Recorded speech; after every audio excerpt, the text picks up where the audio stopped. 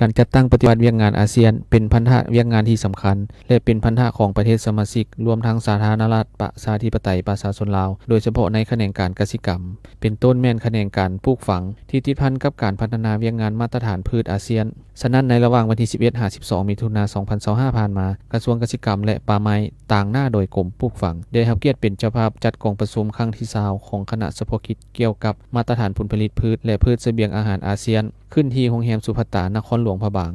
โดยการเป็นประธานร่วมของท่านนางพรทิพย์สมมณีรองหัวหน้ากรมปลูกฝังท่านปริยาเอกนางคาร์เลนคริสตินเอโรสคอปประธานคณะเฉพาะกิจเกี่ยวกับมาตรฐานผลผลิตพืชและพืชเสบียงอาหารอาเซียนท่านโจชัวอาเบล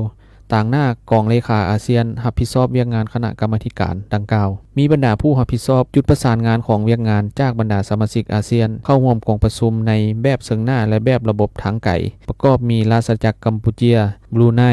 อินโดนีเซียสาธารณรัฐประชาธิปไตยประชาชนลาวสหภาพเมียนมามาเลเซียฟิลิปปินส์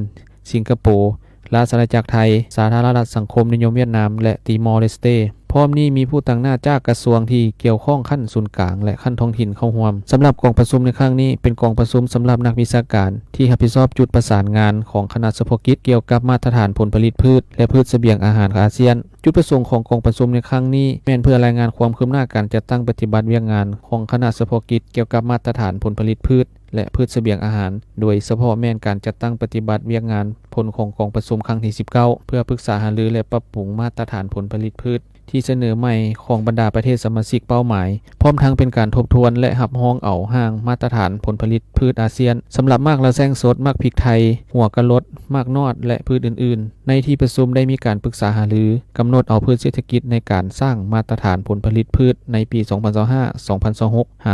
2030 นอกนั้นกองประชุมได้มีการปรึกษาหารือเพื่อทบทวนบรรดามาตรฐานผลผลิตพืชที่จะตั้งปฏิบัติผ่านมาเพื่อเป็นการปรับปรุงให้สอดคล้องในแต่ละระยะพร้อมทั้งได้กำหนดการจัดกองประชุมครั้งต่อไปของตน